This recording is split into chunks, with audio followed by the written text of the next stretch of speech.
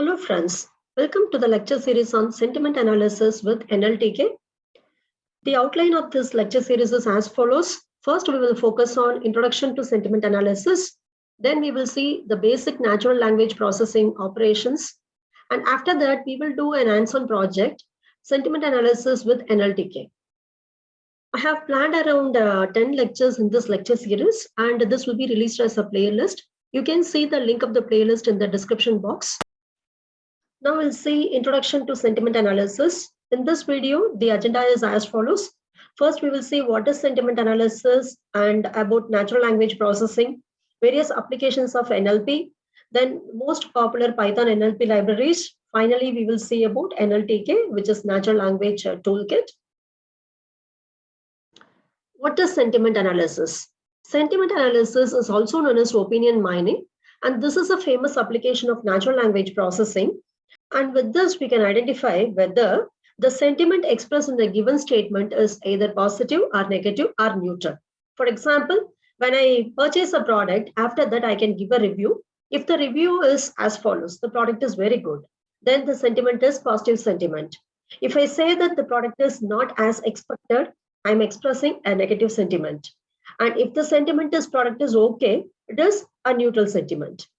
So this will help organizations for developing better products. Sentiment analysis involves the use of various techniques like data mining, machine learning, and artificial intelligence to mine text for sentiment. Now let's see why organizations need sentiment analysis. When customers buy some product, they will give review about a particular product or about some entity. Like if I go to a movie, after watching the movie, I can give a review. And this review generally contains a text. And the review is collected from various online sources such as social media posts or emails or blog posts, even web chats and forums. And this particular text data is unstructured in nature. It is not like structured data. If the data is structured, it will be in the form of table. And I can like some queries to access the information which I need. But here the text is unstructured in nature. Therefore, with the help of sentiment analysis, we can help organizations to gather insights from the unorganized and unstructured data. Coming to the applications of sentiment analysis, organizations can identify the brand awareness, reputation, and popularity over time by using this. And with this, they can even track customer reception about a particular product or satisfaction whenever a new product is launched in the market. Or to the existing product, when we add some features, we can identify how much customers welcome the particular feature. And we can evaluate the success of a marketing campaign with the help of sentiment analysis. And this sentiment analysis is one of the applications of natural language processing. Now, first, let us understand what is natural language. Natural language refers to how humans communicate with each other by means of speech and then text. And this NLP is a subfield of computer science, artificial intelligence, and human-computer interaction. And this focuses on how the computers will process the information and analyze large amount of human languages with the help of software. And this NLP gives machines the ability to read the data and then understand the data and finally derive meaningful insights from the data. The data is nothing but human languages. It can be either speech or otherwise text. We will focus on some important applications of NLP. The first one is email spam filter. When we receive any email, the filter is going to classify the email into either spam, otherwise not spam. So if the mail is classified as spam, it will be moved to the spam folder or otherwise it will be moved to the inbox. The second important feature of NLP is autocomplete. In our Google search, whenever we search for something, it is not necessary to type the entire sentence. The moment we start typing, we will be getting the autocomplete option. So with the help of that, we can select what we are searching for. So this is possible because of NLP.